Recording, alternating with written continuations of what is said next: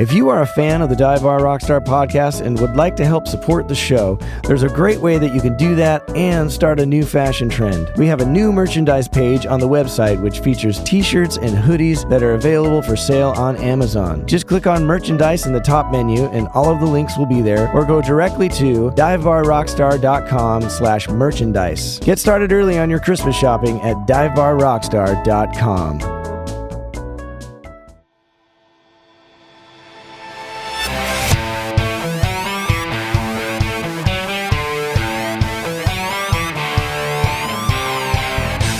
Welcome to the Dive Bar Rockstar podcast, a show exploring the lives of professional musicians of all types, touring musicians, recording artists, songwriters, engineers, bar bands, wedding bands, and anyone making their living in the music industry.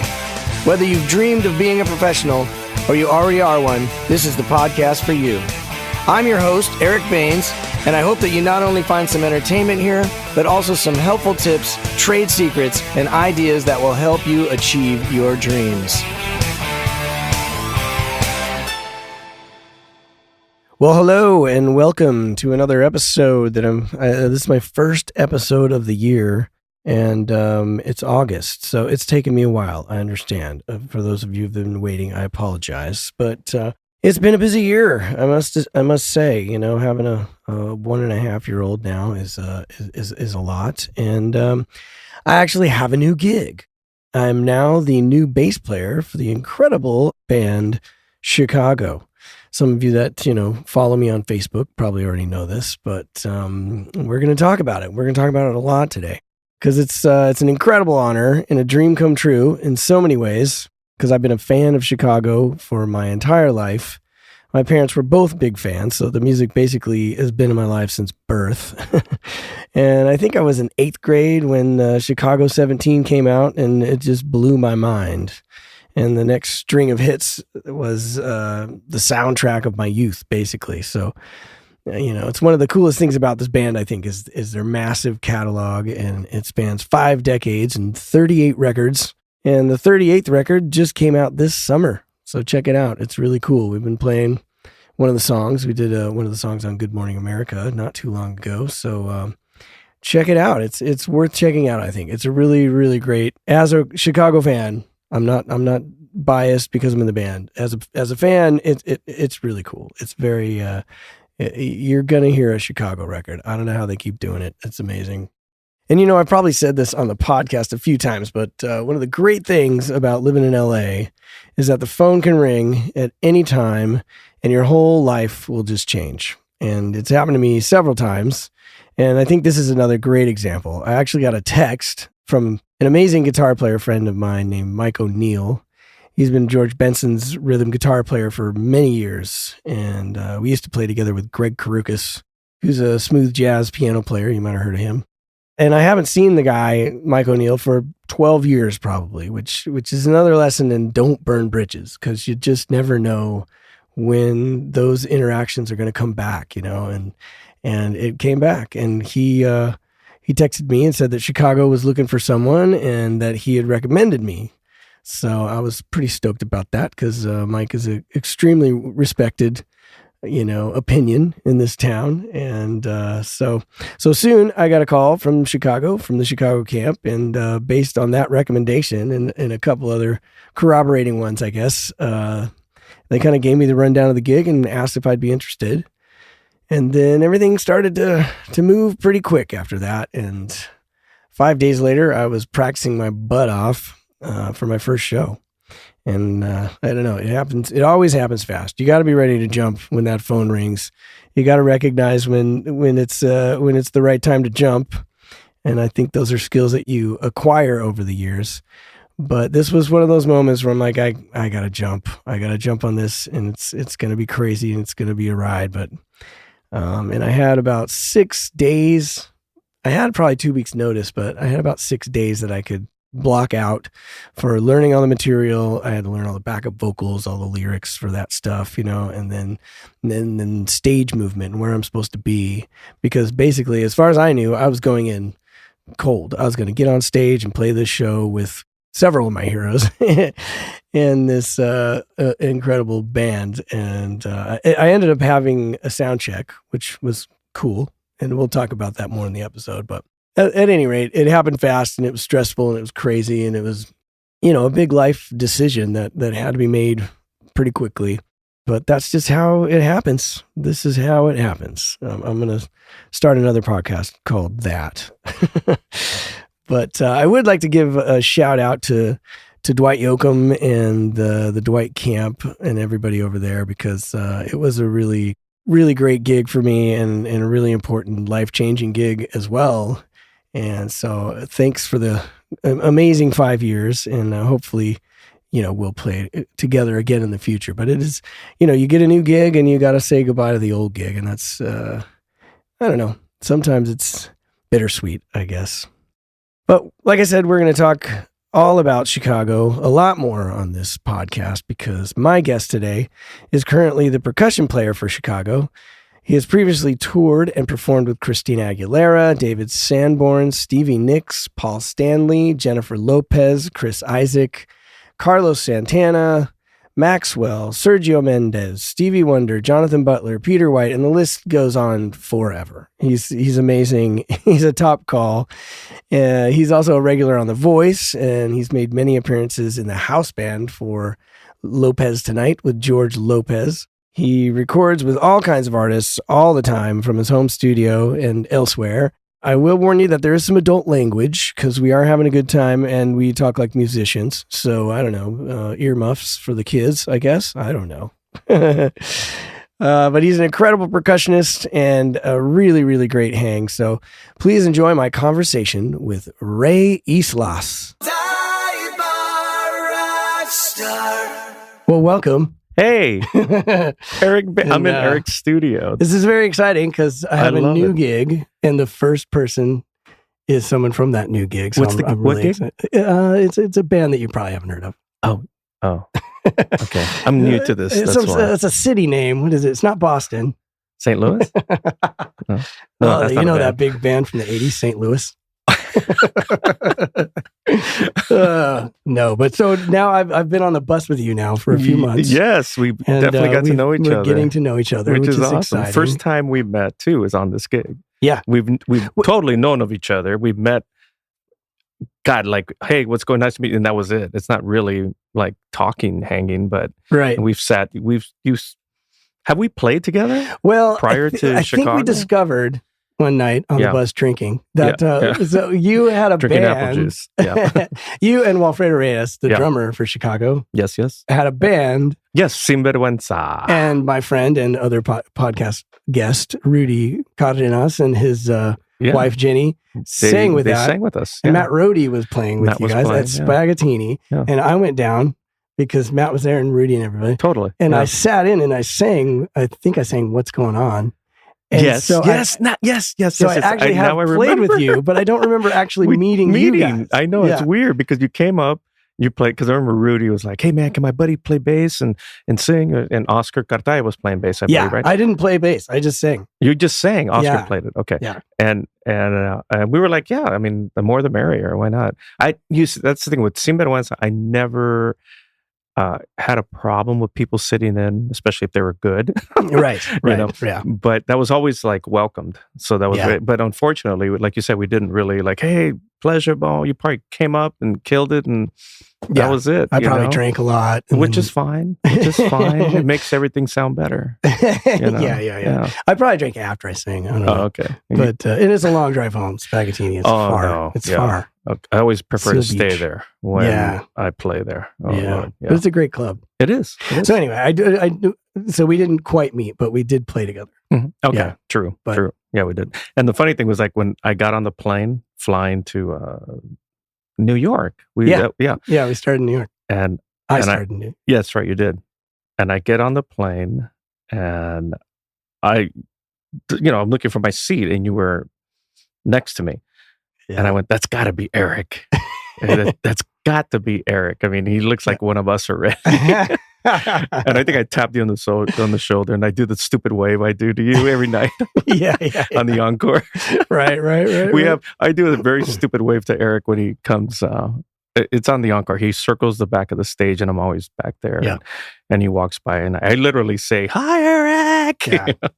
I like to think of it as the Eric Parade. Yeah, well, yeah. We're all fan. Fan. Woo! I should have some confetti and throw it at you next time you walk by. I will. I'll throw something. An egg. No, not an egg. No. That's probably fine. There's only 2 songs left. It'd be weird. I guess. Anyways, but now we're on the bus all the time. We are bus mates, and that's pretty good. And I have to say that you have the bus hang down. Oh man, and we have such a peaceful bus. I mean, we only have 5 people, so that makes it easy to escape if you need to, or oh my God, what I mean? Yes, very cool. And we both have experienced tours where 10, 15, people on a bus, including the artist, which is always very weird in a sense. Not weird, but it's like the artist. You got to give them first dibs on everything. Yeah, exactly. So you're always working if you're with the artist. Yes, 24/7. You are. Yeah, you are. I agree. I never looked at it like that. Yeah. Oh yeah. But bus 3, man. Yeah, we you have it down too. I mean, you have. You know how to walk in the bus and not scream or not. People do those things, which is very strange. It's like, don't scream on a bus, people. That's it. Yeah. But yeah. Well, that's something we talk about a lot on this podcast, just how much the hang is important, to any gig. And it's another skill that you got to have, It really is. I mean, it's serious. I mean, like you've talked, I don't know if you want, how deep you want to get into that, but that is so true. It's, you're hired for your ability to play the instrument and play well with the other musicians and learn the songs. Hello. That's 2 hours. Max 2 hours. Depends on if you're doing Bruce Springsteen, it's a 4-hour show. That's different. But you're hired for that reason. And the other 22 hours could be hell. Yeah. Could be true hell. And we both experienced that with some people. Right. But it's like your bus etiquette, your etiquette in general. Yeah. Being on your road etiquette, I guess. Your human etiquette. I mean, how you were raised, I want to meet his parents.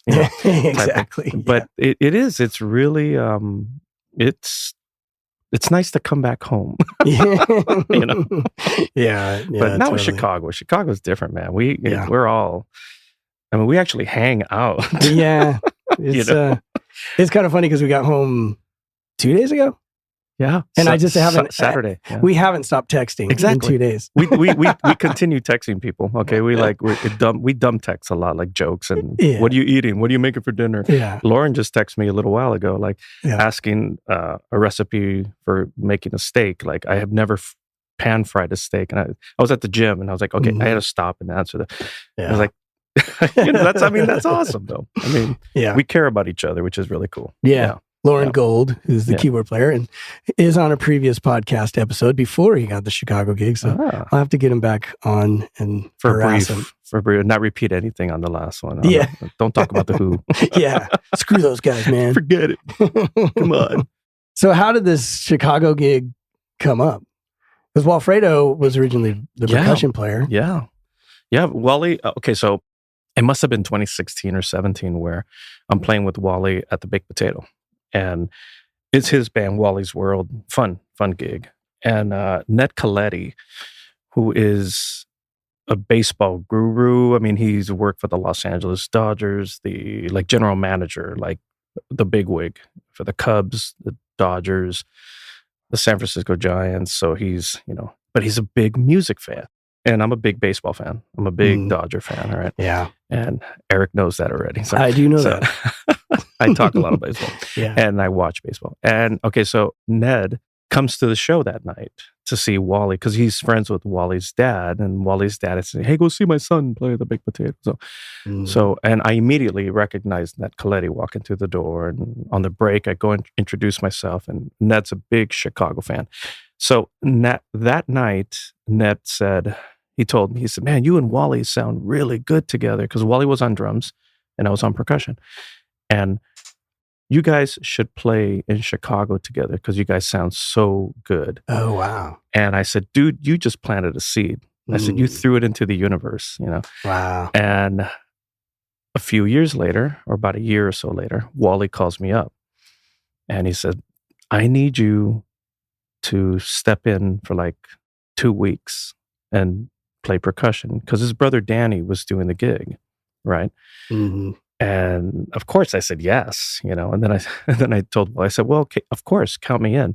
But what about can you get the manager to give me a call? Because I want confirmation. Right. And so he said, yes, Steve will call you, but block those dates, please. And I said, I will. And Steve calls me a few days later, gives me the schedule. I go in, mind you, just like you, no rehearsal, mm-hmm. The MP3 of the full show. Right. Making your own charts, you probably sat here going over everything like a live show. Yeah. So I did that for about 5 days. Like, here's the funny thing of this has happened to you. So I blocked everything out, like schedule. I had to learn the whole Chicago. Now, mind you, the reason why I became a musician was because of CTA, Chicago's very first album. So, wow. Yeah, that's huge. That's huge for me. So that was pretty big. So yeah. I'm in my studio reviewing all the music. Then I get a call from Rick Braun, a trumpet player. Right? Mm-hmm. He's like, I need you to play on Dave Cause's new album. I'm going to send you all the tracks. And I said, I got a lot of work to do with this, blah, blah. And he's like, no, it's okay. I'll, just record when you can. But he needed the tracks back the day before I was leaving to go on the road with Chicago. Gotcha. So now within these 5 days, I'm learning a full Chicago show and recording a full album. Oh, wow. Now, I mean, it's not just shaker and tambourine. I'm doing like 5 to 7 percussion tracks per song, and there were 12 songs. So I woke up. I woke up at 7 a.m. Took the kids to school, right? Then laid out my day in the studio. The first half of the day was Chicago. Then afternoon was recording. Then pick up the kids from school, make dinner.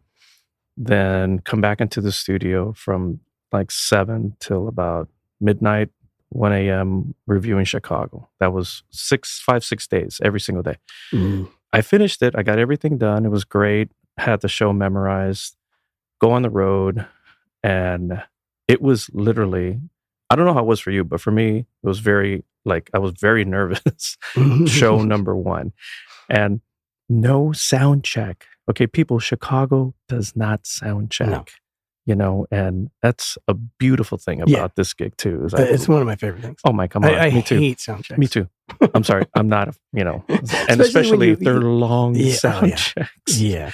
And people want to change stuff. And oh my God, yes. No. Or they want to add a song, so you got to rehearse the whole song. Especially when you have a crew of technicians. Well, exactly. What do you need me for? Yeah. Just he'll line check it. It's fine. Yeah. Go out. Exactly. We do this every night. Exactly. The board is digital. Just pull up the mix. Exactly, and that's across the board. I don't for need to every do this band. anymore. For every band, it's the same thing. Right. I get it. Some people want to loosen up. Yeah. You want to be ready, and bang on your instrument, play, and okay, I understand that part. So that could be 20 minutes or something. Right. But some artists like to run the whole show too. Yeah.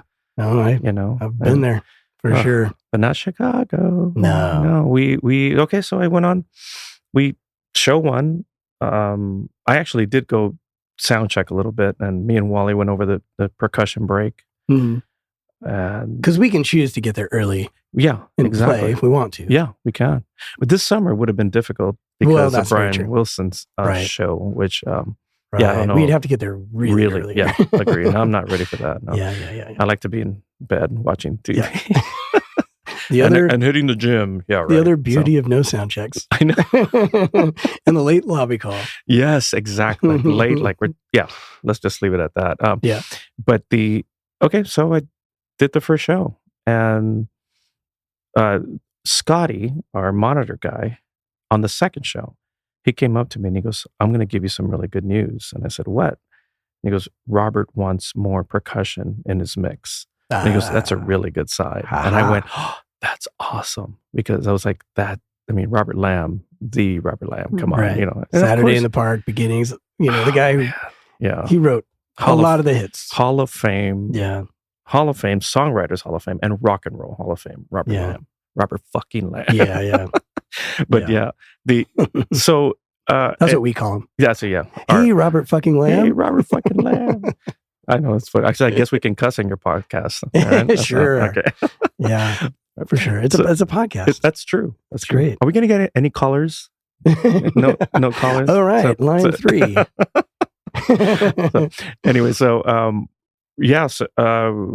Robert, that was a nice little pat on the back. He wanted more percussion on the mix. So yeah. So we did about a week, right, of shows.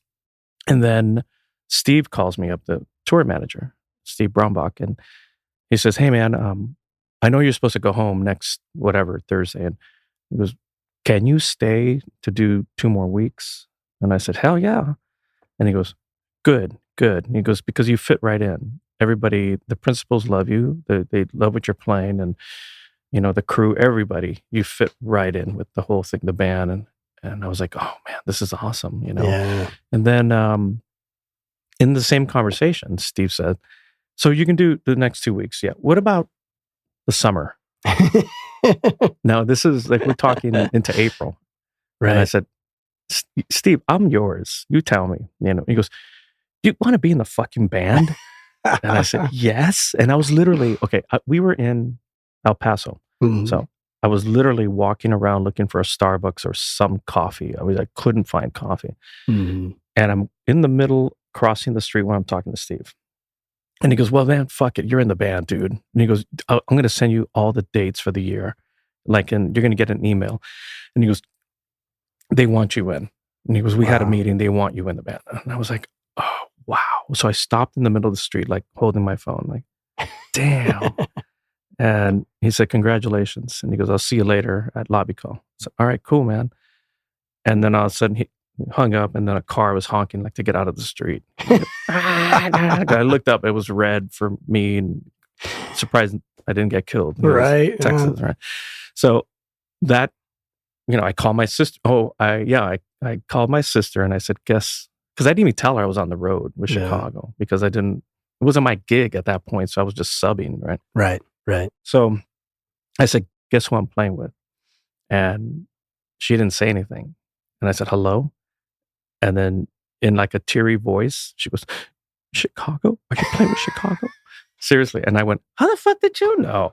And she goes, oh my God, I can't believe it.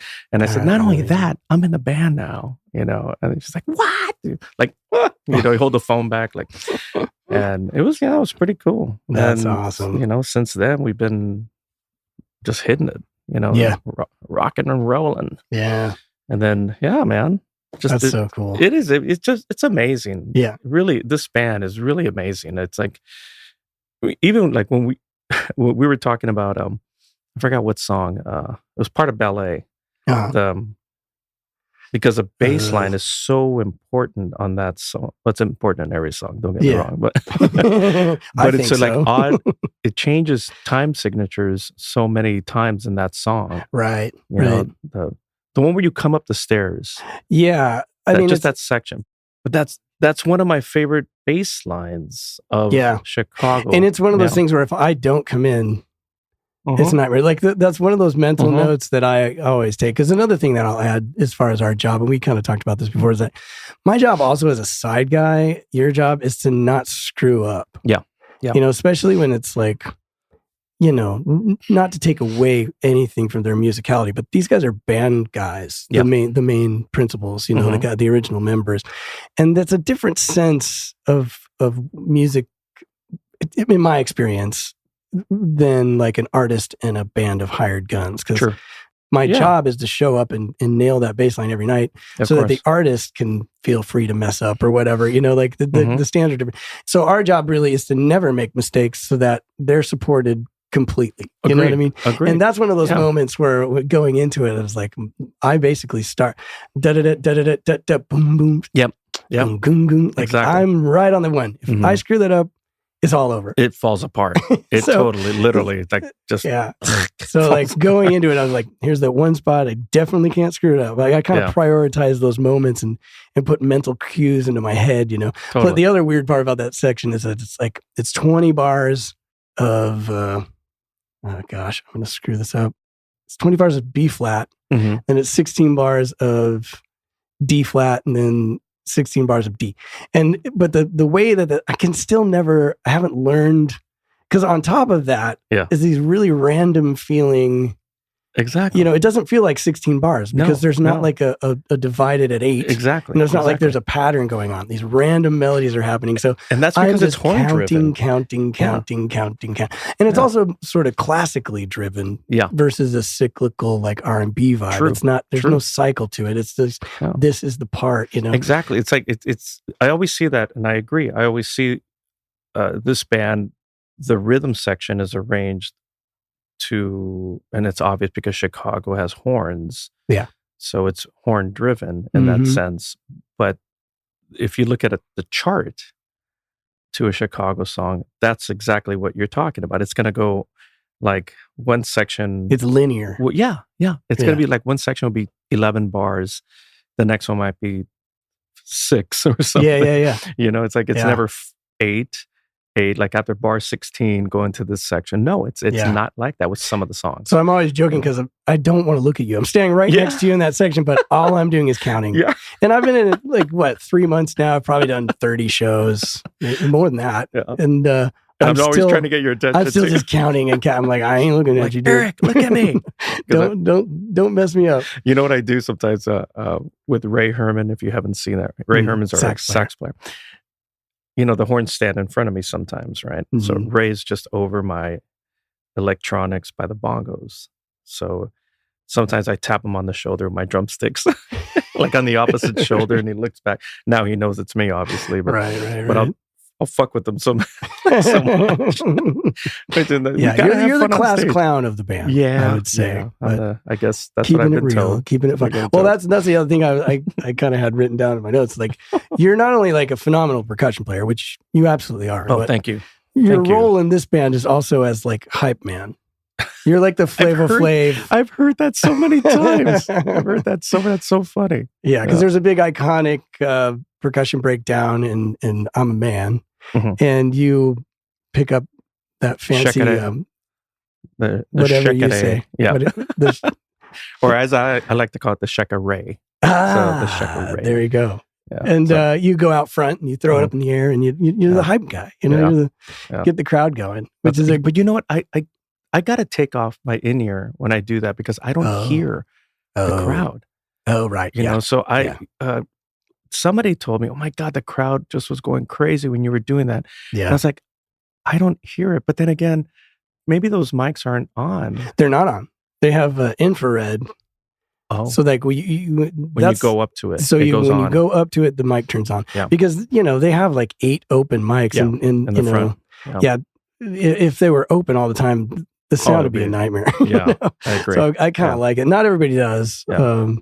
So I gotta pop my ear up right before I walk down there because really I could still hear Wally's drums. Yeah, and it doesn't matter if I fuck up. Right, he's the one playing. I'm just like running around the stage. But, yeah. It's a lot of fun. I mean, I like doing that. You know, and there's been a couple of times where I room back and forth in the stage, right, and I go to my left, all the way down to the left, and now I got to run back up to the riser, and I'm looking for the stairs. Like one time I turned around because I thought I was right in front of the stairs, and I turned around and I went, oh shit, the stairs are over there to my left. So then I had to like, okay, now I look like a dork. So, speaking of that, I hurt my knee one time. You weren't with us on tour yet. I had hurt my left knee because I'm on the rim of the conga stand, and I jumped off. I jumped backwards, right? And when I jump backwards, you jump, you judge the time you're going to hit the ground. Right. I guess I didn't jump high enough. So I was still thinking I got to split more second And all of a sudden I went, oh, I'm here. And my left knee hurts a little bit. Ugh. And then throughout the rest of the show, I was like, fuck. So then it was all swollen the next morning, couldn't bend it. Oh man. Okay. So needless to say, I had to do tons of ice for, I was bad for like 4 weeks. Yeah. Like really bad. And we were on tour the whole time. Yeah. And wow. And I did not run to the front. I did not get out there. One night I thought, okay, my knee feels better. So I decided to go out to the front. It was easy going down the stairs. So I'm like, all right, cool, hype guy, la, la, la, you know. And then I went back to the stairs and I couldn't go up, dude. Oh, no. I was like, oh, shit, this fucking hurt. You know, lifting it to put pressure to do the next leg. Mm-hmm. And I looked like I needed crutches. And then I finally went up. And the funny thing, though, was our bus driver, Leon, bus 3. I don't think you met Leon. Oh, you did in brief. Remember, he was hanging out. Yeah, he showed up. Yeah, so Leon was side stage. And after the show, he comes up to me and he's laughing, like gut laughing. He goes, dude, I was ready to go carry you up the stairs because you look like an old man trying to climb staircase. I was like, I gotta, you know, sometimes you got to listen to your body. That's one thing too. When you're on the road, you really got to pay attention to, especially when it's like, okay, I'm tired. I need to sleep. Bam, go to sleep. Right. Do it. 2 p.m., take a nap. Yeah. People, take a nap. Yeah, because this show is no joke. Oh, no. I mean, and these guys are, you know, the 3 principals are in their 70s. Yeah. And I'm not in my 70s, and I'm trying to keep up with these guys. I know. Like they are crazy. It's so fun. I look at Robert is to my left on stage, and I see his energy, and I'm thinking, okay, I have to do more energy than that because I'm supposed to, because I'm younger. Yeah. You know? And they, all 3 of them. Jimmy's the best with the energy, though. Oh my God. Jimmy's he's such fire a every Jimmy night. Pankow trombone. Oh, Lord. Like such a rock star. Like I dare you to find another trombone player that is a true rock star. Oh man. Yeah. Like, you know, it's insane, man. He's badass. So all of them. fun. Lee, I mean, like you said, all 3 of them, principals, they're been doing this since 1967, 68. Yeah. You know, and we just want to keep up. They're not ready to stop. Nope. And we just want to keep up. That's all we want to do. I know, man. Wow. Like, yeah, brother. I'm so happy and honored to be a part of it. Dude, you know? We both are, believe me. I'm with you. I feel really exactly the same way you do. You know? And we're like you said, we got to support. We have to play the music. We respect the music. Exactly. That's the thing. And we honor every song properly. Right. You know, we play the song the way it's supposed to be played. Yeah. We don't play soloing during our, like there's no, we play the parts. Yeah. You know, we play the actual parts. Yeah. It's like, I don't know how many guys I know that would love to play congas on every single song. Right. It's like, that's not the case. You know, this song needs tambourine and it needs shaker, you know, or just hand claps, whatever. That's as simple. And you know what? That's a lot easier on the hands too, if you're not playing congas on every song. Right. Yeah. No need. I always say that, like, you know, some producer made a lot of decisions when this record was made. And who am I to second guess those decisions? And all those parts matter, and they all make sense because of each other. And if you change a part here or there, or, you know, obviously I don't play every line exactly the same. And Chicago is a particular band where it's an interesting thing because the bass and the drums are not always connected. You know, Danny Serafin was doing his thing, and Peter Cetera was kind of doing his thing, and somehow it works. Yeah, so it does. But that's like enough rope to hang yourself. And that's the tricky part. It's like there's a lot of discipline you have to have in that situation, because I could play a lot if I wanted to. There's plenty of room. All of us could. Yeah. All of us could. We all, I mean, look at Wally. I mean, Wally's a phenomenal drummer in every style of music.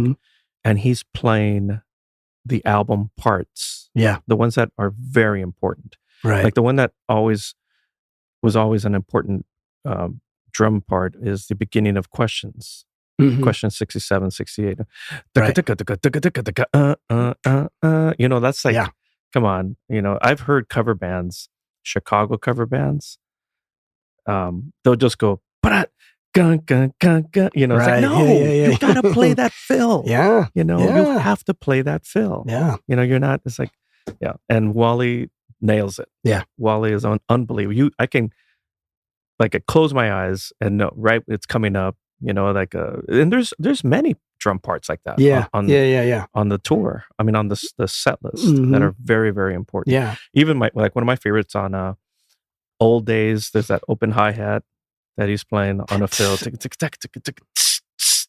You know, it's like 3 open hi-hats. And I remember the first time he did it, and I was like, like the album. That's it. For me it's you're the inspiration. This section, like do do do do do do do do do.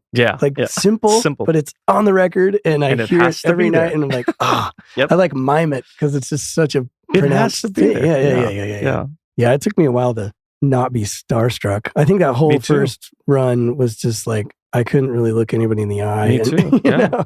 Oh, the first, believe me, that was like I was seeing you the first week or so, and I was like, that was me.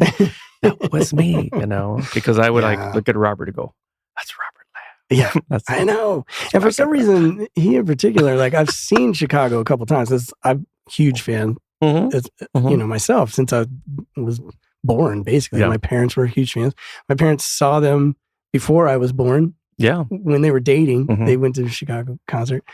But for some reason on stage and in videos, Robert just seemed so intimidating, and like he was the one I was most afraid of. And it's just not. He's judging me.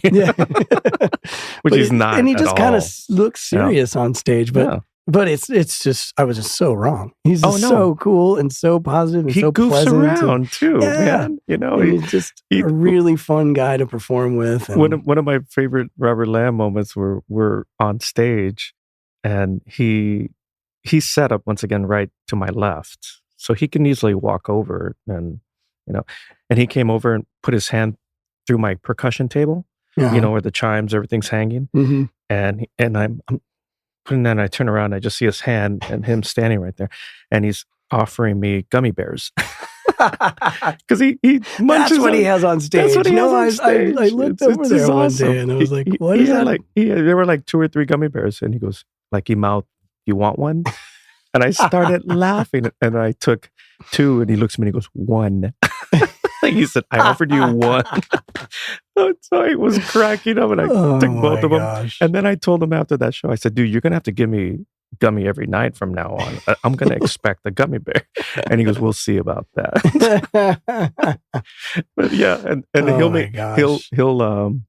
he'll like make fun, not make fun, but like mimic me sometimes. He'll do this, like the shaker movement. He'll go, so he's having everybody. We all have fun on stage. Everybody, And that's another thing I didn't expect. I don't know how deep we should get into that, but I've worked with former members of the band, and as have you. And it's like there's always this sort of tension, and you hear all kinds of different sides of stories and stuff. And I mean, granted, I'm only 3 months in, but like so far, it's just been nothing but a blast. It's been the funnest gig. It is. And I'm a cynical guy. I'm a musician. Like, how do you make a musician complain? You give him a gig. You give him a gig. Exactly. I think it's, I used to say, hey, how you doing? Oh, I'm doing great. I mean, I can complain though, if you want me to, because I'm a musician. It's kind of right. I can do that. But somebody asked me about doing this gig, and it's the first time I've really been like, I can't believe they pay me to do this. Like, like sincerely, I just having so much fun, and I think it comes across in the performance that the main priority, because it's complicated music too. And it's hard to go out and do a show with no mistakes, but it's also the kind of gig, and I mean little things. I mean, I'm good at what I do. Like you wouldn't notice, but I'm just saying.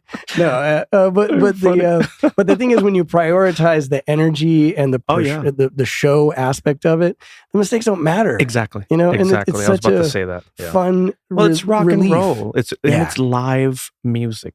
We're playing our instruments. And it locks every night. It locks right in. You, me, and Wally. I want to hear just isolated groove tracks of the 3 of us, like on Dialogue and on I'm a Man, and that is like it locks so damn good. And Tony, calling me, yes, calling me when you go into that samba section. And just it's banging. Totally. Yeah, I mean, you guys are so easy to play with too. It's like such a pleasure. Thanks, man. No, like, it's just to come in and just do it, And I actually did get a sound check. I think we did like 5 songs. Oh, you I got a sound check. Oh, you did. I started in New York, right? So because we were rehearsing new material. That's why you got to do a sound check because we actually had a rehearse. We were doing goodbye. Goodbye. Yeah, and then that's when Lee said, "Hey, is there anything you want to try?" And I was like, "No fair, no, don't give Eric." And then you started calling out tunes like, "Oh," and that's right. I forgot about So I did get a little, but it was like 5 songs out of 29, something that we did. True. So I did get a little lucky, but it's funny because I remember Lee and Robert said, "Hey, anything you want to go over, try, we can. That's why we're here. We got 2-3 hours." And I was like, the motherfucker Eric better not want to do the whole show. Can we run everything down? Right. But that was cool because you called. No, we did introduction, ones. The hard one. Yeah, there was 2 songs that Lee said start with these songs because they're the hardest. Yeah, introduction and ballet. Yeah, so we did those 2, and then you threw in Call on Me for.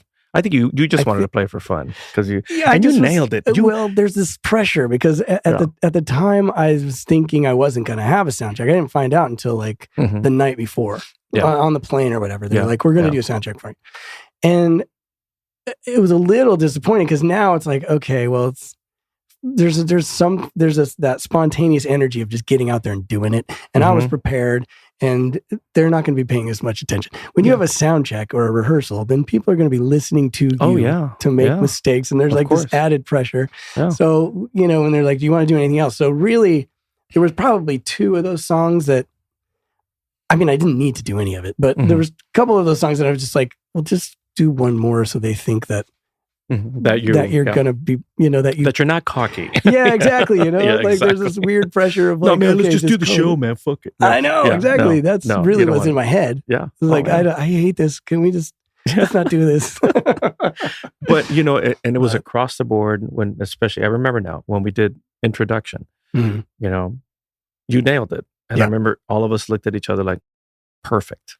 This is the guy. All right. This is the guy for the gig. I mean, we knew already, but it was more like that was just the exclamation point right there. Yeah. Like, done. Period. Like we got it. Yeah. I do have to say I've never felt like as right for any other gig as this gig. Everything that I do. That's exactly how I felt. That's exactly like I knew I fit in my what I do on percussion. What I do as a human being, as a musician, I get to do everything. With the exception of slapping. Yeah. But the new record, the next single, if we get to do it, is all this slapping stuff. That's true. So Firecracker. Like, once that, not that I need to slap or anything, don't get me wrong. I mean, you can work but it is one of those things I do and I haven't done forever. And here it's going to come back. And I hope we had it. I've just never felt more, this is my gig. Cool. You know what I mean? Which is awesome. I mean, it is. It's your gig. It's my gig. We love it. We love it. And we show that we love it. And the fans see that too, which is very important. Our fan base is huge. Chicago's fan base is massive. I mean, that's the other thing that's been so great. People and they're have just embracing been everybody. So nice. We were at, I think, the Mohegan Sun, which was our second gig. So the first gig was at the Capitol Theater, which, I just came from the Dwight gig, and we do those types of theaters a lot. Yeah. So it was kind of relieved because I got in there as like, we played the Capitol Theater with Dwight. So it was like a very familiar setting for my first show. And it was just like, oh, okay, I got this. And it was sold out, but it's, 2,500 people maybe. Then the next night, it's like 5,000 people at the arena at the Mohegan Sun. And I was like, oh, this is when it gets real. Yeah. It was like rock and roll. Yeah. That's right. That morning I ran into Robert at the coffee shop at Mohegan. And I just looked at him and I went, Eric, and then he just went, oh my God. He gave me the look like, okay, let's talk about this, And he's like, it sounds like a band. And he goes, there you go. It sounded amazing last night. I said, oh, wow. I said, I didn't know. It was like the difference was just night and day. Yeah. It was solid. It was so amazing. Like, and he's like, yeah, that was a smart move. And I said, yep. And it was in. It was like amazing. Well, I definitely wasn't fishing. I'm editing all of this out. But but the other part. But just to let you know. Okay. No, I appreciate it. I don't think I told you that. No, I don't think I told you that. No, seriously. So cool. We were both like just. Yeah.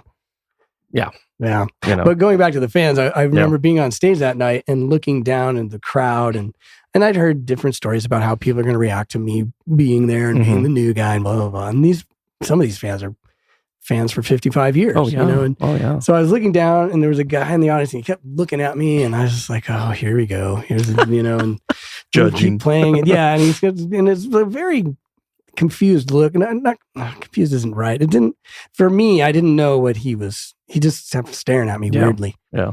So then, like 3-4 songs go by. We finally get towards the end, and I just lock eyes with him. I'm like, "What?" In my head. I'm like, I'm sure I had a smile on my face. He didn't know I was thinking that, and I was just like, but I'm like, I'm just going right for it. I'm looking at it, and he mouths, "Welcome," and I was like, oh cool. God, I have been so wrong about this dude the whole show, and that's how it's been. Everyone's just like, "Welcome to the band," So the fans are intense, and it's very, very cool, and it's been nothing but awesome.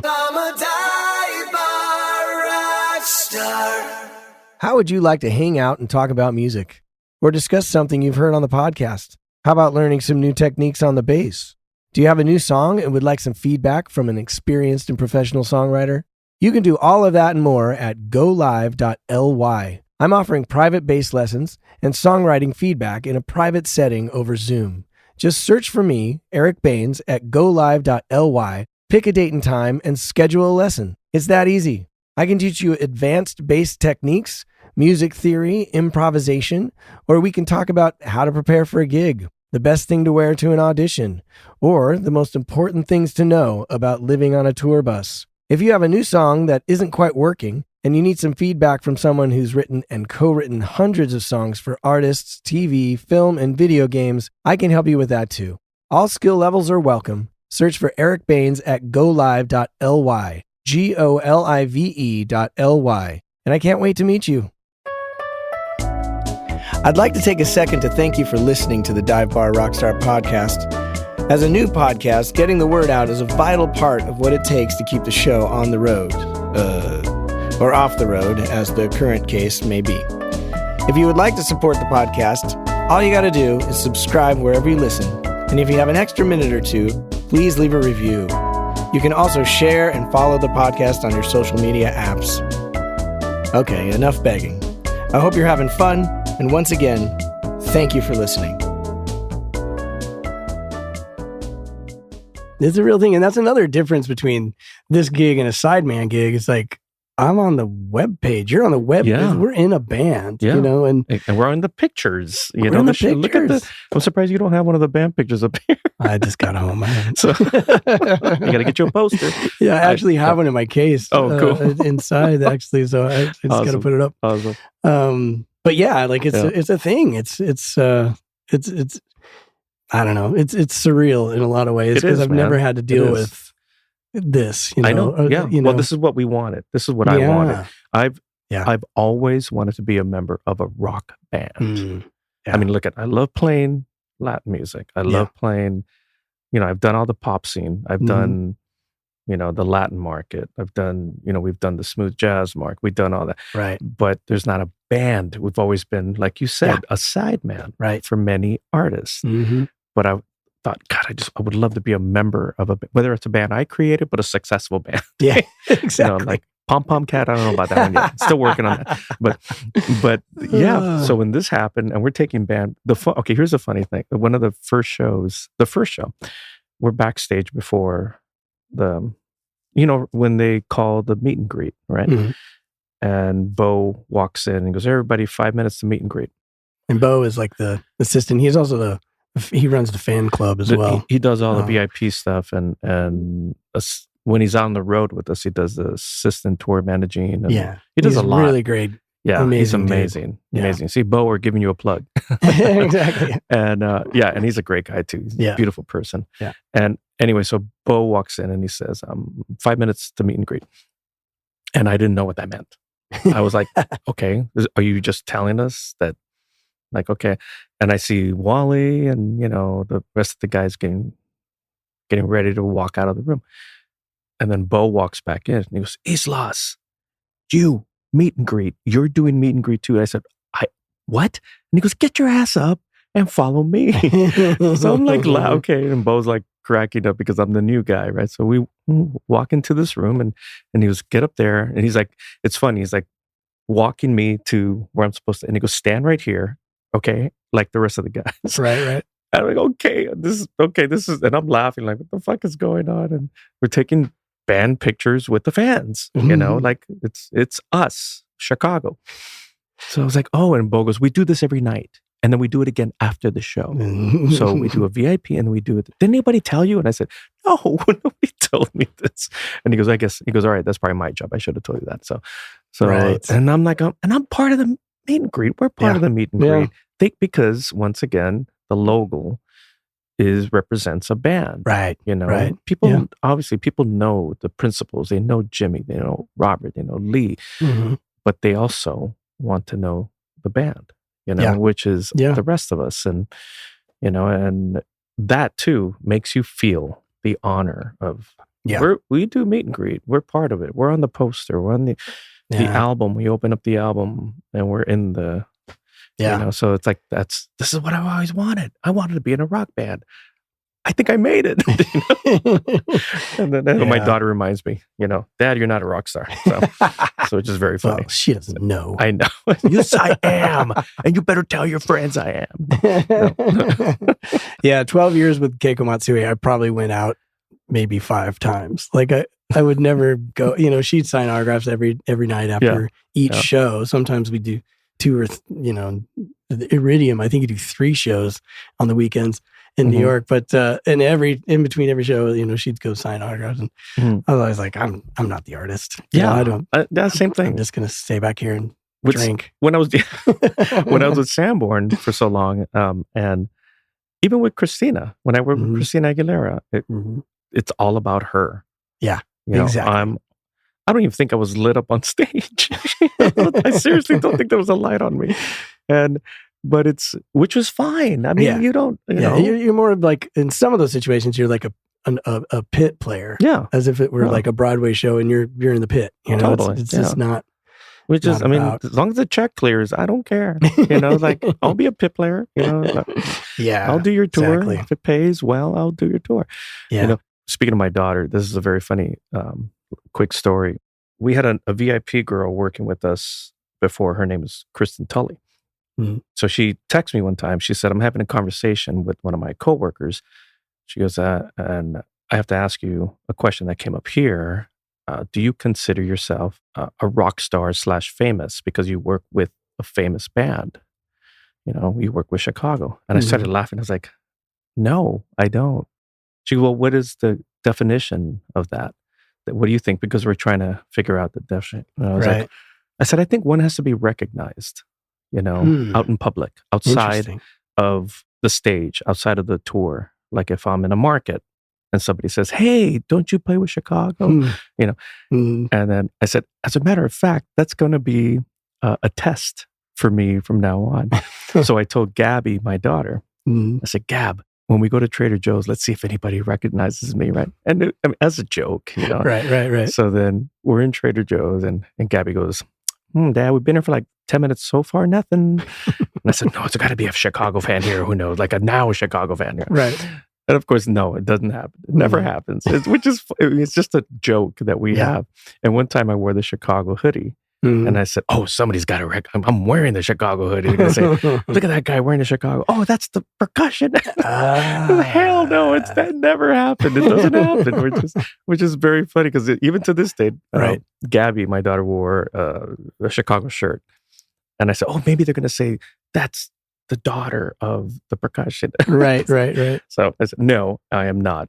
A rock star. I am not famous. And I'm very happy with that. I will argue with you about that because there's another weird thing about this band is that we're in airports just wandering around all the time, and they don't get recognized. No, they don't get recognized. I was in a bar a couple of nights ago in New Jersey, and Jimmy was like the doorman knew him. That's funny. And he was like, "Oh my God, my wife would be freaking out." And so, but that, I've again only been there 3 months, but when you text me that, I didn't believe how it. They don't care about security. No, they don't get recognized. So it doesn't. I'm going to argue with you on that. There's no bodyguard. Yeah, there's no bodyguard. Look, we've been on tours. Oh my God. When I was out with Christina, there must have been 2 or 3 bodyguards, Oh yeah. And clearing the path. Well, if you see some giant 3 guys walking towards you and then a little blonde with sunglasses, she's famous. Yeah, exactly. Who is that? Right. But yeah, Chicago, no bodyguards. No. So, okay, here's what happened one time. We're at the airport and we're in baggage claim. These 3-4 guys came up to Robert in baggage claim with albums to sign, right? So Robert was very nice. He's like, "Hi, nice to meet you." And he's signing. And it was just me and Robert coming from LA on that flight. Right. So I started taking control of the situation. I was like, "Okay, you guys, that's enough. We have to go." Robert, I grabbed Robert's bag and I was like, "Come on." I went, "Come on, Mr. Lamb, we have to leave now." Because it was all eyes on Robert, which was fine, and Robert signed a couple of the albums, and each person had like maybe 5 or 6 albums. Wow. So you're talking about 20 minutes or and questions. And I was like, "We got to go, stand back." And Robert just gave me a look like kind of thank you, and I was like, wow. I mean, that was the first time I saw that where I was like, I wonder if that happens to Robert when he's out. I saw him walking in Santa Monica one time. Oh, yeah. He was by himself. And it was funny. I'm waiting for the light to cross. And I look at my left and he's walking across the street. And we both looked at each other like, what? And once again, I was like, why are you walking around by yourself? Yeah, well, that's the thing. I joke around with my wife because like every time I sort of go out, I run into Robert because Robert goes out. Yeah. He's not stuck in his hotel room worried about anything. He gets out and he walks and like I run into him all the time. Yeah. And like, I don't know about you, but sometimes it doesn't seem this way about you, honestly. But for me, sometimes I just don't want to see anybody. We have a big crew, it's probably 40 people in our thing. And it's like, I get it. It's like, can I just have a day off when you're on the road in any situation, It's like, can I just not run into, to go down and then run into Robert. It's like, he's not anyone who ever has a long conversation. So it's not if you're going to run into somebody, run into Robert. Of course, yeah. There's others. But that's so funny that you said, That's so funny that you run into him in Santa Monica, because then you're just like, geez, I'm home even. I know. And it's very funny. I think that is a road thing that you get like, just can't get rid of these people, So does that count? So he recognized you. So that's there right. You go. You're a rock star. I didn't think about that. But if nothing else, you're a dive bar rock star. Dive bar. Dive bar rock star. See, you're officially that now. I love that, by the way. I love the name of it. Yeah. Well, thank you. Yeah. It was Are there shirts? Yeah. You can order a dive bar. Yeah. Rock star. Please do. Order 10 of them. They're great Christmas gifts. And by the way, you should order a shirt from Yslas.com. Yes, exactly. Tell us about your shirts. You have Pom Pom Cat, which is a band that you started. It's a band that's going to keep your eyes on everybody. Yeah. I turned the gig down. I'm a little Can you busy. believe that? I'm a little busy. Listen to I was very disappointed with my dear friend, my brother Eric Baines. I offered him an excellent gig, pays well. And he said no. Eric said no. Well, speaking of that, you're joking right now, but one of the things that's impressive about you to me is that some of the gigs that you've turned down, you're very good at like knowing what you're willing to do. And we've talked about this a couple of times because you've told a story about like, a gig in Jakarta, and you were like, hey, I gotta have first class, and it gets down to the day that you get your flight stuff, and you're like, this ain't for class. I'm not going. Yeah. And I think it's, and then we were talking about having your own room the other day, which to me has always been a thing. And I will just spend my own money and book my own room if I have to. Yeah. But, me too. But I also, just to tell a story about me, I guess, I just remember the first time that I was in a position money-wise where I showed up in Vegas at a gig, and supposed to have my own room. And I get there, and as soon as I get there, the band leader's like, hey man, do you mind rooming with the drummer? And they screwed up the rooms, and I just thought to myself, no, I'm going to go home. I'd rather go home. Yeah, I did the same thing. I don't want to do it, you know? And it's a hard thing to do because, especially as musicians, for me anyways, I just get used to saying yes and filling up the calendar. If the date's blank, I just say yes and worry about the rest later, But I don't know. Where do you think that comes from for you? You've just always had that sort of confidence more than me, it feels like. Well, no, I think we're balanced on that, on that same approach. It's because I treat people the way I want to be treated. Yeah. And then if you turn around and try to fuck me, on a hotel room, or you lower the pay, or, it's like you just showed me a level of disrespect. Right. And, it makes me want to play timbales on every single song of your song, like really fucking loud. That's it. Like, hey, you're going to pay me less. I'm going to play less or play more. Right. It's like, don't, look at you. It's our profession. This is what we do. And we deliver. Yeah. Whether studio and you're recording for an artist, I do, you do, Wally does, Tony does, Lauren does, and many musicians, friends of ours, we deliver 1,000%.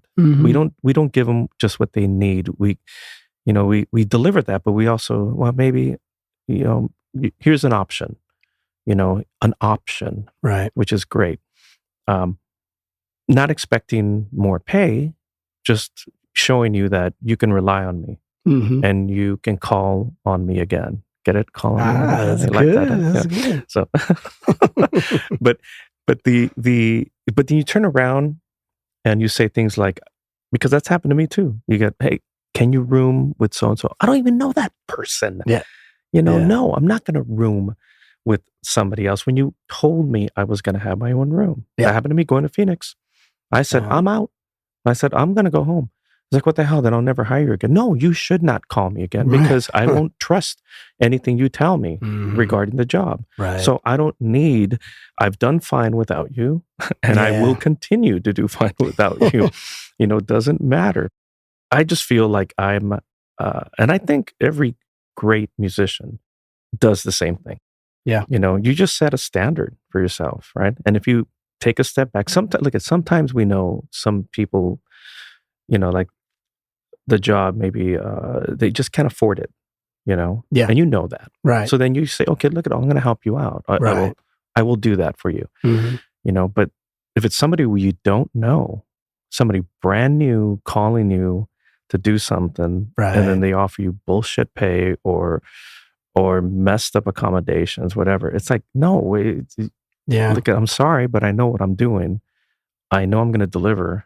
And if you can't, then call somebody else. Yeah. I've literally told, oh man, you're charging me too much money. So no, I'm actually not. I'm not. If you really, I'm giving you a very fair price. Right. And I'm going to give you quality, Right. But if that doesn't work for you, call somebody else, man. I don't have a problem with it.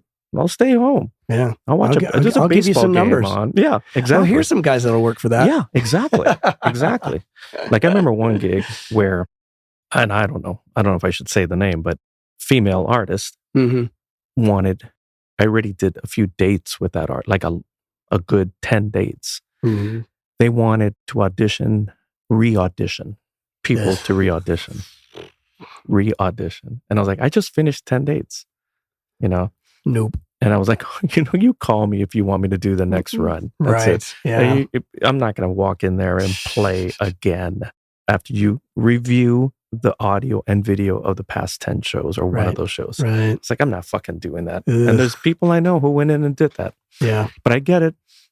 There's, work is, you got to try to get the job, but I don't have patience for that anymore. Yeah. I don't. I think I put my time in. Yeah. That's it. I have put my time. Point. Yeah. Absolutely. And we have, I think, there's many of our friends. We were just talking about that too, about, we have a list of people we call for a session or for gigs. Right. And there are always people that have become our friends too. Right.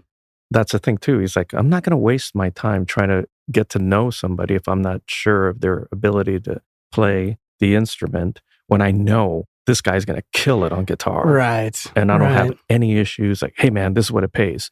Cool. Great. Get it done. Perfect. Yeah. Bass. I'm going to call you. We're going to call you like people we know because we've experienced. I always used to think of them as like alliances. That show Survivor. Yeah. They would create like alliances and like, no, these are my people and we all look out for each other and I'll get you on the gig, you get me on the gig. And, exactly. I think that's a smart way to approach it coming to a big city and whatever. Find your people and work together to support each other. And it's just amazing. And within that though, within that artists or producers, maybe they don't know us. They don't. Right. So I haven't heard you. I heard of you, but I haven't heard you. Blah, blah. All right, cool. Mm-hmm. Then it's legit. Right. Then you say, okay, great. You can't go in and say, no, bullshit, man. This is what no, it's like, it's understood. Like if a producer from Brazil calls you up and says, I need you to play on so-and-so's album. I mean, I would like you to play on so-and-so's album.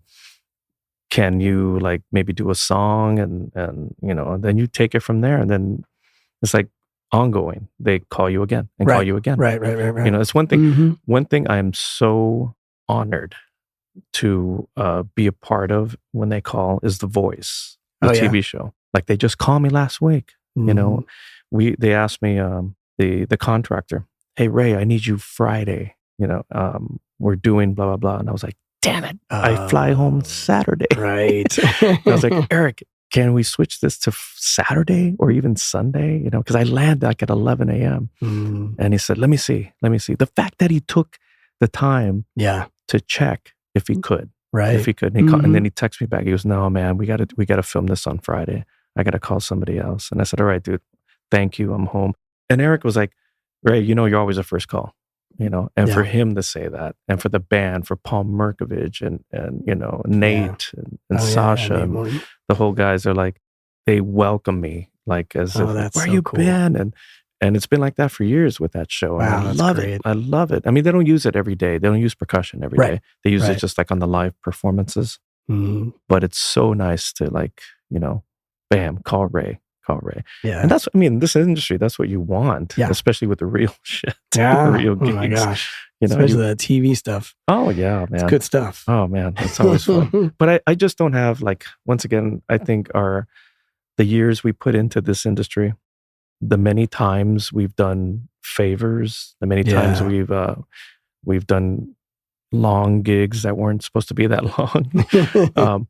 I think it's like our schooling, our university, granted we do go to school too to learn our craft, but it's also the time you put into it that allows, hey, look, I know what I'm doing. Right. And I'm not going to do your gig because you're bullshit, seriously. And that's what it comes down to. Right. I know you're the same way, man. And I appreciate that about you. I'm not always, I still have that instinct of like, because I didn't grow up here. You're one of those rare people that are born and raised from LA. I know, it's weird. And I grew up in a small town where making a living as a musician, something I did, but you take any gig, whatever I can do, and so that sort of has traveled with me out here, and it's put me in some weird situations. But, as you get better and as you get more established and as you get better paying gigs, then you can say no to stuff. But I still end up, saying yes, because, that's the other thing too. Things ebb and flow, even when you're on a great gig like Chicago. Like we're going to have 3 months off in a minute, and like that puts me in a position to say yes to some stuff that I don't want to do, I know. But my thing was always just, you have, I don't know, 50 clients. Some of them pay $1,000 a gig. Some of them pay $100 a gig. True, and somehow you make a living from all that, you know, but I end up being less happy at times. And, there's a lot of times I look at the day and I'm like, why did I take this gig? And I'm still trying to figure out how to avoid that because I'm also a person who's like, I want to do things for people. And if you guilt me, I'm going to say yes if I'm free. You know what I mean? If you're free. I really want to just be too busy to do crappy gigs. I know. That's the key, because if I'm open, I'll take it. I know. But here's the thing too. You're fairly a new dad. Yeah. So when my kids, that has changed. That has changed a lot. When my kids were, your son's age, which is like a year and a half, right? When Diego and Gabby were, Jesus, like 3 and 4, up to 7. Mm-hmm. I was also very careful. I wanted to make sure I was a dad. Right. That's the thing. And for 2 reasons, obviously for them, but also for me, it's like, you miss your kids. I remember we were talking about that. You just, the other day on tour, you just said, God, I miss, I miss them. And, oh my God. And I was like, I know exactly what you're going through. And I was on tour with Christina. I left on tour with Christina when Diego was born. I left 2 weeks later. Wow. And then gone for 9 weeks. He didn't want to be in my arms when I came back home. And that made me cry. I was like, no, I'm your dad. Right. He's like, nah, get away. And that's when I realized, I was like, I got to be careful, like what to take and what not to take. That's also it into excellent point. That also puts it into perspective too. Like where you start saying, I'm not going to do that gig because I'd rather be home. Yeah. Right. Playing with my son. I mean, seriously, it sounds very simple, but it's such a big step to take. Yeah. And oh my God. And then believe me, my daughter, she was the one who would tell me, no, you're not going, when she could talk. Right. You're staying with me. And I was like, oh yeah, she means it. Yeah. So I don't look forward to those days. I know. It's really interesting too, because like the gig that I just came off of, Dwight Yoakam, we would go out for, kind of weekend stuff, 4 days, 3 shows, 4 shows, and home every week, so. Those are easy. It's easy. Because you're home perfect 3-4 days out of the week, which is cool. But this came up and it's like, I can't really, it's just too much of a dream gig to turn down, yeah. That's the thing too. It worked.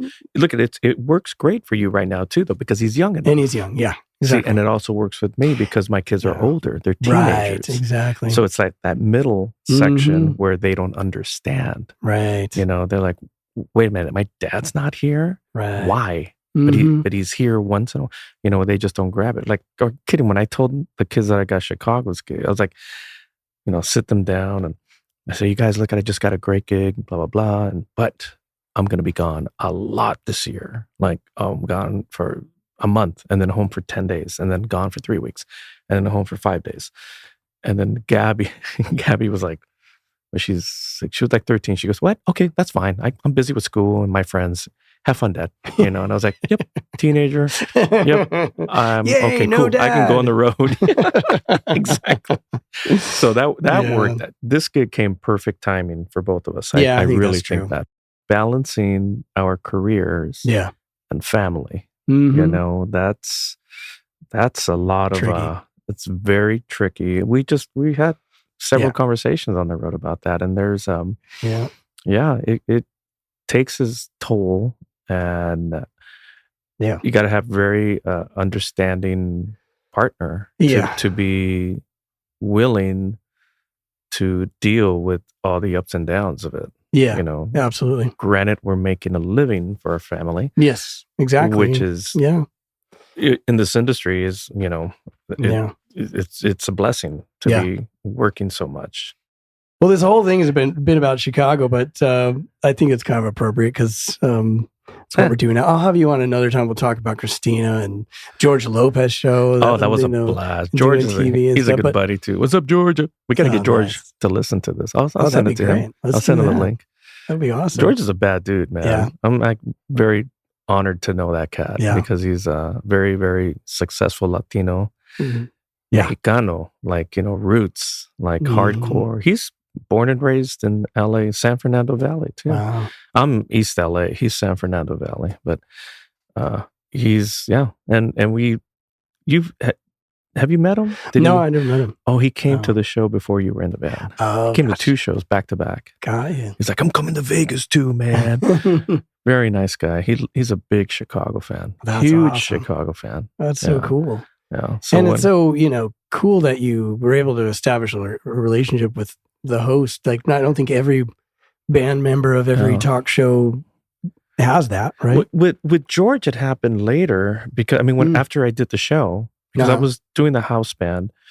And I mean, we hung out, we did shots before the show. It was funny because he'd be like, come on, man. And he would bring really, really, really good tequila, right? Yeah. Like shit I'd never heard of, right? No label type shit. Right. And he always wanted to do a shot before the show. And then he was like, hey, have a second one. And then I had to start the show because with the cowbell, right? You're playing low rider. The first thing everyone hears. And sees because the camera's right on me. It's like, I'm like, and there's no click. It's just me. Finger points. George Lopez show. Boom. And you're like, don't speed up. Don't. They never gave me a tempo too. Oh, wow. Michael Bearden would be like, all right, just point. What's the tempo? Just it's low, right? I'm like, oh, okay.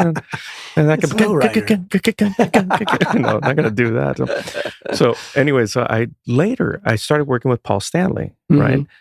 And George is a huge Kiss fan, Paul Stanley fan. Right.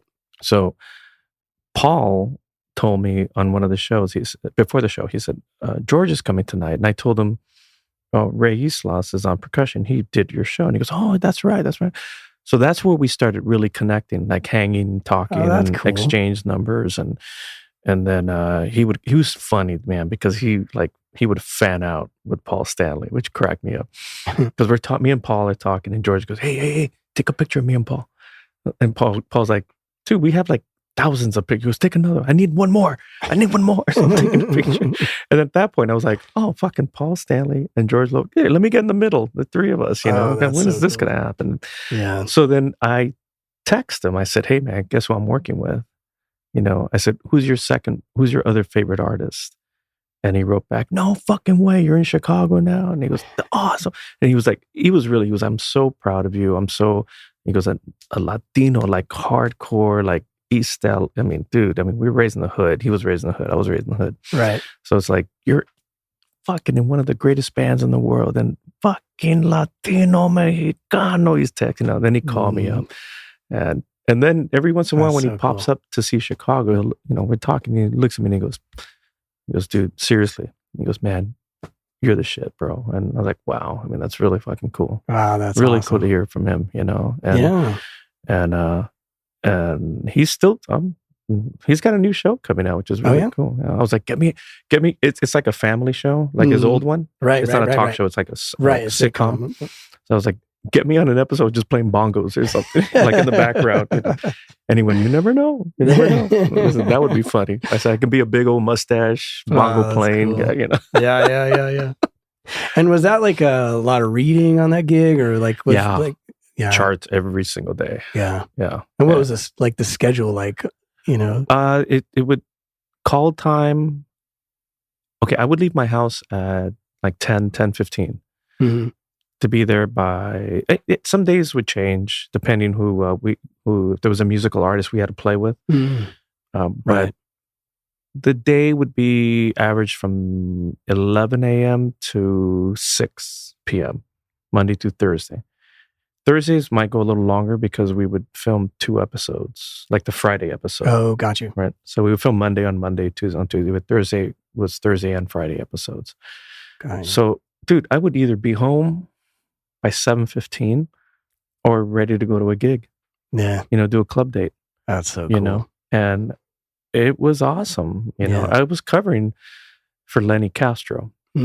So it was funny because it was 2 situations where Lenny couldn't do Stevie Nicks because he was doing the George Lopez show. So then Waddy Wachtel called me up and he's like, hey, I need you to do Stevie Nicks. So then I would do Stevie Nicks. Gotcha. And then Lenny wanted to come back to Stevie. So then Bearden called me to do George Lopez. So we would just go back and forth, Wow. And it was cool because I was like, I'll take either one. That sounds pretty good to me. Like either gig worked great, Right. But then Stevie, she had a longer tour. So Lenny called me up and he goes, hey man, I want to do Stevie, but you want to talk to Waddy about that. I don't know, because, and I said, dude, whatever. I'm cool with staying home. It's like either, and he goes, all right. So then Waddy goes, well, let's have Lenny do this leg. And I said, cool. All right. So that just meant I'm working either way. Right. In 2 great gigs, either one. So then I did the second, actually the last 6 months of the George Lopez show, or 4 months. And then when the show was canceled, so to speak, right? It was like let go from TBS. And and then the day Prince was on the show, now it was cool because Prince remember he did like 30 nights at the Forum? Yeah. He announced it on George's show that he was going to, and all the other late night shows wanted him, and he chose George Lopez to announce it. Wow. In his show, which was pretty cool. But that day we had to be there at like 8 a.m., 8 to like 8 p.m. Because they really didn't know when Prince was going to show up or dictate. And it was only Prince and some female co-star, guest. I forgot who it was. That's all. It was just that. Yeah. So everything was about Prince on that show. And then he played, then we played with him, and then we did our thing. And it was a crazy day. Yeah. Another crazy day was when Snoop was on the show. Snoop Dogg. That was pretty cool. Did y'all get a little high? Oh, big time. Dude, the whole studio smelled like pot. I mean, I'm not kidding. The whole studio. That's funny. You're like, whoa. Hey, we're the munchies. So I need a Twinkie. Yeah, that was a cool part of doing the show. Yeah. That was I actually still have on the conga. It's in my studio. It has the big old Lopez Tonight logo on it. Nice. So I want to put that in the house, but they're like, no, you take it out of the family's like, no. Gabby's like, no, put that, put that back in your studio. No drums. So yeah, I hear you. Yeah, it's definitely a separation. Yeah, it is. No instruments in the house. Yeah. So if you have a studio, that's fine. So. Wow, that's cool. That's funny because every time I do get a new instrument, it has to live in the house for me. It has to, because I want to play it in the house. Right. Like when I had the LP Bata drums, the three African Cuban drums, right? I set them up in the living room on the stand and would just play them because I just wanted to. Yeah. It was like welcome to the family type thing. Right. I used to have my upright sitting in the living room because I'm not great at upright. It's not like my thing, but I had it sitting there so that every time I pass it, I would play it. Yeah. Exactly. And exactly. It's like calling you to play. Yeah. I Here you turn off the light. Just put it in the way, so I have to look at it and I have to play it. And then I had a baby, and it's everything's out. I know. Now it's just all kid toys. And I love it. I miss those days when I walked by that. I was like, oh, look at this. Oh man, that's awesome. Yeah, but now when they knock down the bass, right? Exactly. What? Yeah. Or there's baby food on the strings. Big. It could kill him. True. Yeah. Well, I wanted to talk about songwriting a little bit because you have a song on the new Chicago record. Yeah. And that's a pretty awesome thing. And I'm still like wowed on that. Yeah. And co-wrote with Robert, right? Yeah, and that's another thing. So how did all that come about? And well, first of all, like, when did you start songwriting? Well, me and an old buddy, Mike Burns, reconnected. I recorded with him like back in the 80s, right? Cool. And like late 90s, mid 90s, but I've known him forever. And we just reconnected and we just started talking about like playing on each other. Like he goes, man, you want to play on this? Yeah, it's all right. So he sent me a track and I said, hey, I have an idea for it, if you don't mind. And he goes, no, let's throw it out. And I said, for the bridge, what if we went here instead?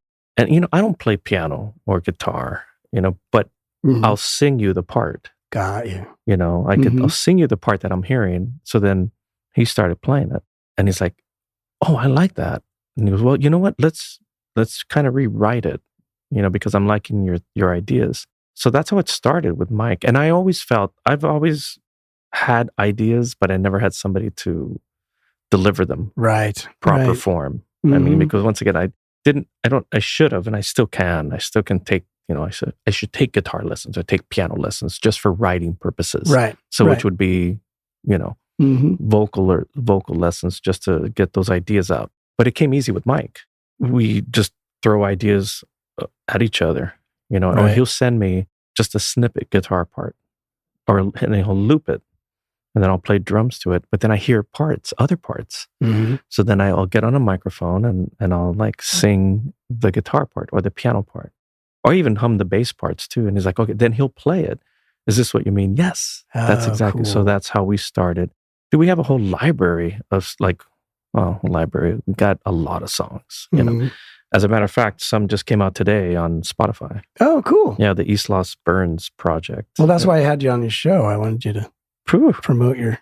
Perfect timing, right? So if you go to Spotify and type in Yslas Burns, you're going to get some cool rock shit. You know? Cool.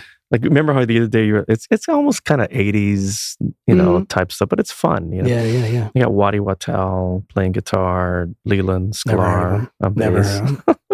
And I'm actually playing drums. I don't play drums often.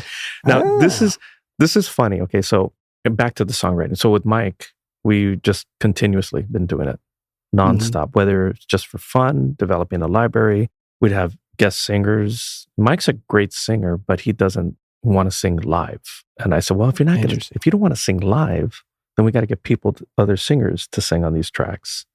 You know, it just makes more sense. Like if something happens with it, if I want to take out a song and play it, I can't sing it, but and you can't sing it, but blah, blah, blah. So anyway, it shoots back to the Christmas album, 2019, Chicago's Christmas album. Robert and Lee and Jimmy said, well, we're going to do a Christmas album, but we want original Christmas songs. So everybody submit. See, that's another cool thing about those guys. They listen. They want participation.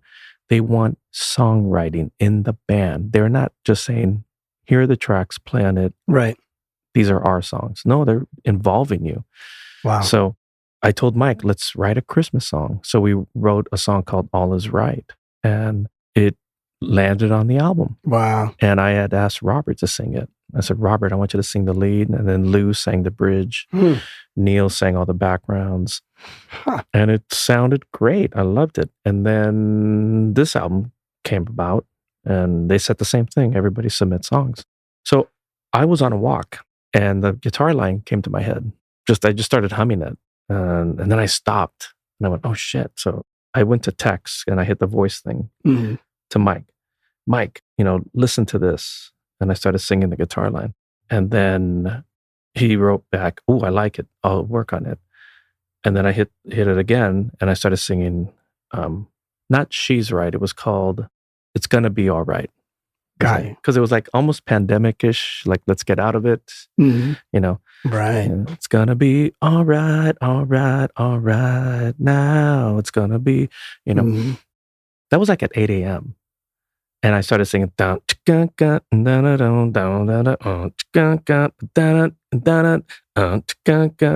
was a guitar line.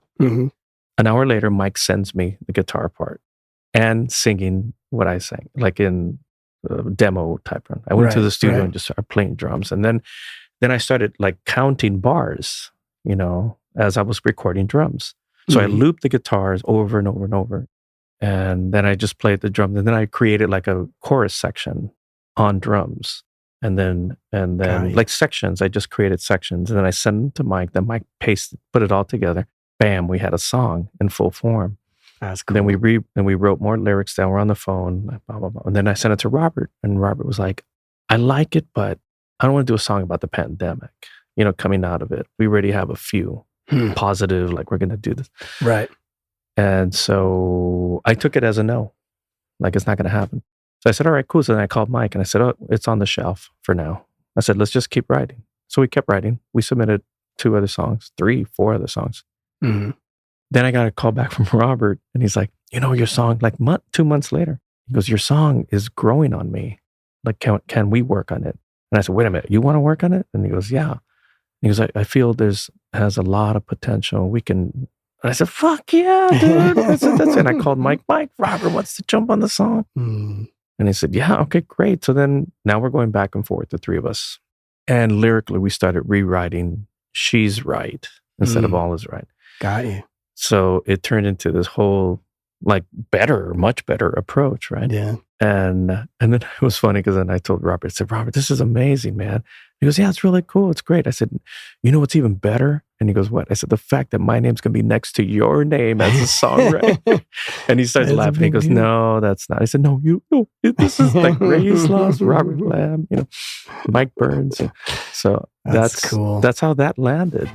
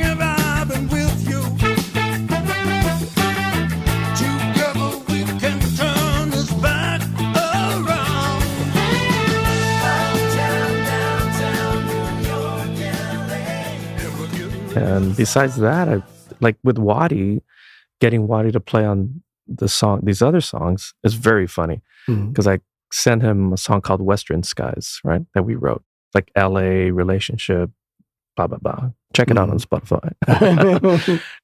And I really didn't know Waddy that well. I mean, we had... And Waddy, just for people who don't know, is this legendary... Oh, yeah. So many records, guitar player, plays with Stevie Nicks forever and ever. But and Linda Ronstadt, and Jackson Brown, James Taylor. Look through your albums. He's on many of those. Anyway, so I called him and I said, hey man, I got a tune. Co-wrote it with this guy, Mike. Who the fuck is Mike Burns? A buddy of mine. He's great. All right. And then I said, Leland Sklar is playing on it. And he goes, and they're also done a podcast. Oh, he did. Oh, great. And he goes, well, that doesn't mean I'm going to play on it just because Leland's on. And I started laughing. He goes, well, send it to me. Let me see. And I said, all right, great. I didn't hear from him for like 3 or 4 days, right? And then he calls me up and he goes, hey, so I'm going to MP3 you a version and you tell me if you like it or if you want me to change it. And I said, oh shit, you played on it? And he goes, yeah, I fucking like the song. It's great. And I said, yeah. And I'm listening. I'm in New York too, which is very funny because Waddy's from New York, right? Mm-hmm. And I'm walking the streets of New York. It's a beautiful afternoon. AirPods are in and I'm listening to it. I'm like, it sounds incredible. Just so beautiful. Yeah. And he asked me, he said, you said Leland's playing on it, but who's playing drums? And I said, oh, that's me, but I'm going to call somebody because I just laid down demo drums. And he goes, what? And he goes, no. And he goes, you're going to fuck up Leland's bass parts. And I went, oh shit, that's right. Yeah. I said, I didn't think about that because I didn't tell Leland that I'm taking out my drums and replacing it. Right. And then Waddy goes, and who recorded drums? I said, I did. He goes, wait a minute, what? I said, and he goes, what are you using? I got an old Ludwig kit, like early 60s. I wanted the Ringo, Charlie Watts vibe. Yeah. So I got an old kit, beautiful kit too. Yeah. And I have one on the kick drum, Mike on the kick drum, Mike on the snare, and an overhead. That's it. And I said, I have 3 mics. So cool. That's it. Old school. Yeah. And he said, the kick is a nice thump. It's not a pop. It's a thump. And he goes, you're getting great sound. And then he said, and he goes, I'll tell you what.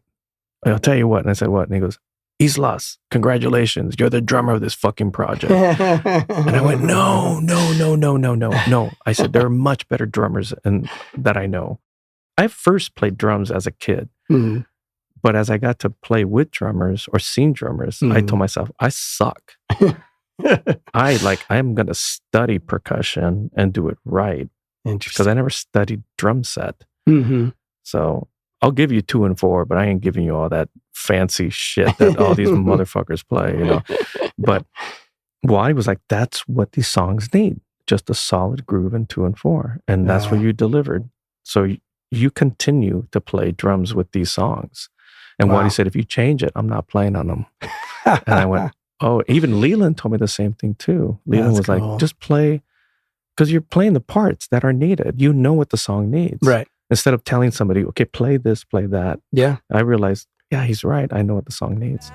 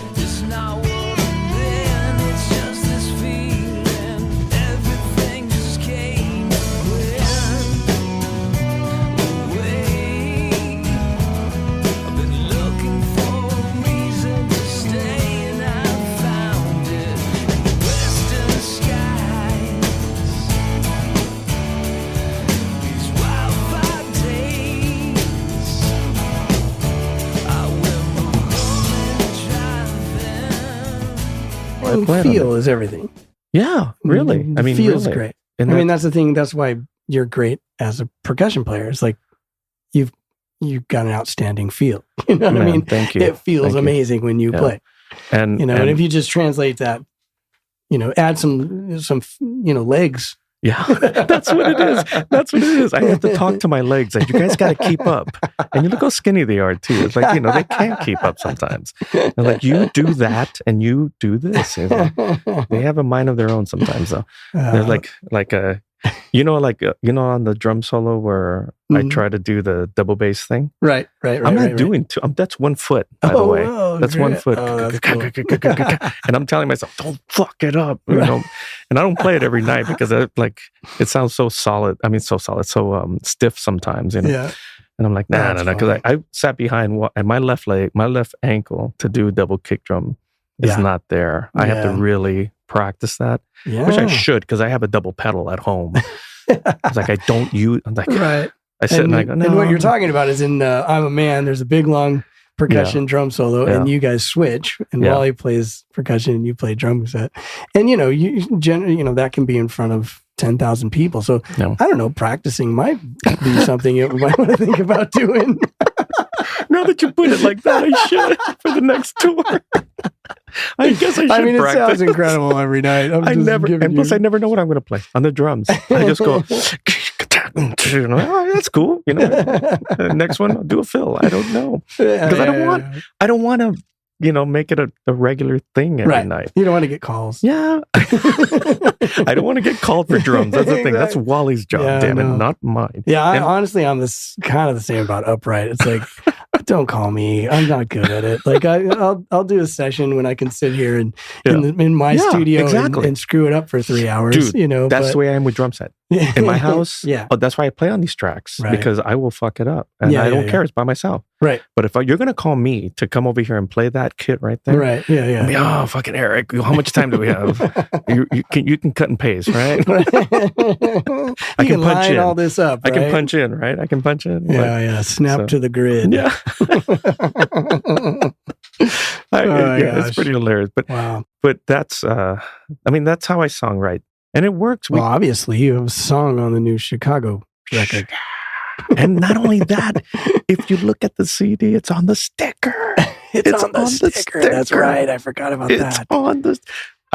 Check it out. She's right. She's right. When we did Good Morning America, remember how they handed out the CDs, right? That was the first time I saw it. Wow. And I went up to Robert. I said, Robert, we're on the sticker. And he looked at me and he rolled his eyes like, oh, yeah. I said, no. I'm not being sarcastic. I'm fucking thrilled. Yeah. I said, Robert, this is big for me. I mean, that's amazing. And he just went, he goes, cool. And I thought, he's been on the sticker for 50 years. Yeah. So it doesn't bother. I don't know if you heard, but this is my 38th album. 38th album. 38th album. And I'm like, this sticker. I was also reading some stats on some article that just came out that 25 of their 38 albums have gone platinum. Wow. So I don't think you can impress Robert with a sticker. No. Hopefully 26, But yeah. Man. Exactly. That's cool. And then, just like also typical musicians, like you've got all this stuff happening all these irons in the fire, and something's got to bite, right? Something's got to. Well, it's like all that stuff adds up to making a living, somehow in some way, man. I know. Well, it's been awesome talking to you, dude. Brother, thank you, man. We've been here a long time. I don't want to take up any more of your time. What time is it? It's ready. Oh, no. I saw my watch on East Coast time. I so appreciate. Oh, yeah. But I so appreciate you coming down anytime, and doing this, and there's so much more we have to talk about. So I'll invite you back. I'll be back. I'll be back. I will be back. Cool. Yeah. Yes, sir. And then, man. And thank you for letting me be a part of Dive Bar Rockstar. Yeah, no problem, man. We'll see you on the bus. Yeah. Dive Bar Rockstar. Wow, I hope you had as much fun with that as I had, as we had making that. What a great dude and a really good percussion player. If you haven't seen Chicago in a while, you should do it, because if you're a Chicago fan, you will not be disappointed in this lineup and the show that that we put on every night. It's pretty phenomenal. I wanted to talk about the band guys versus sideman conversation that we got into a little bit, because I didn't want to make it sound like band guys are less than side guys or side guys are less than band guys. It's more about just there's different things that you're thinking about when you're on stage, I think. And Chicago is a little bit of an exception from most bands, because the three guys that are original in the band are Lee Loughnane, trumpet and vocals, Robert Lamb, who is keyboard and vocals, and Jimmy Pankow, who plays trombone and is just this extraordinary rock star, amazing energy. And they all went to college, went to university for music. So Robert Lamb went to Roosevelt University. Lee Loughnane and Jimmy Pankow met at DePaul University. So these are educated musicians. But the other thing that's neat about Chicago is that was that mix between them and Terry Kath, the original guitar player, self-taught, just raw, crazy talent and super talented. And Danny Serafin, self-taught drummer. And Peter Cetera was not a college guy either. So you have this crazy mix of really smart, educated horn parts and this raw, talented, rhythm section. And it really made for a crazy, awesome experience, but at any rate, I didn't want to make it seem like one is better than the other. It's just a different sort of mindset. And my job out there is I actually kind of have the luxury of just thinking about playing the bass and singing the backgrounds.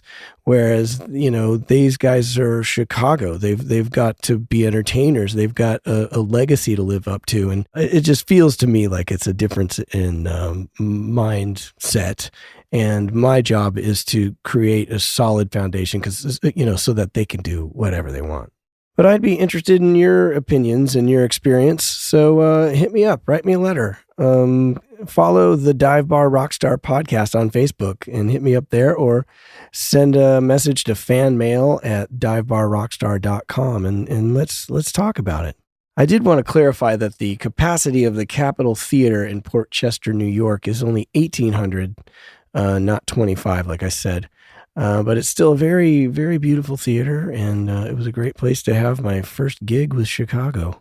And I know I turned down the position in Pom Pom Cat, but as far as I know, I think the rumors are that it's a fictional band. I'm not really sure. If you have seen a Pom Pom Cat show or own the t-shirt, then, hit me up and let me know if I made the wrong decision. Anyways, I hope you had a great time, and I'm looking forward to doing more of these episodes this year. Hopefully I can squeeze some in before the end of the year. And if you have any requests for guests or anything, you can hit me up about that, and I'll talk to you next time. I'm a Dive Bar Rockstar. Wow, you've made it to the end. I'm hoping it's because you completely enjoyed yourself and are now filled with knowledge and inspiration to move forward with your dreams. If that is the case, and you would like to stay informed of new episodes, live events, and general news, please go to divebarrockstar.com and sign up for the mailing list. If you have any questions, comments, corrections, or complaints about anything you hear on the show, please email me at fanmail@divebarrockstar.com, and you may even end up on the show. We at the Dive Bar Rockstar podcast, with all of our hearts, thank you for listening, and remember, it's all about dreams.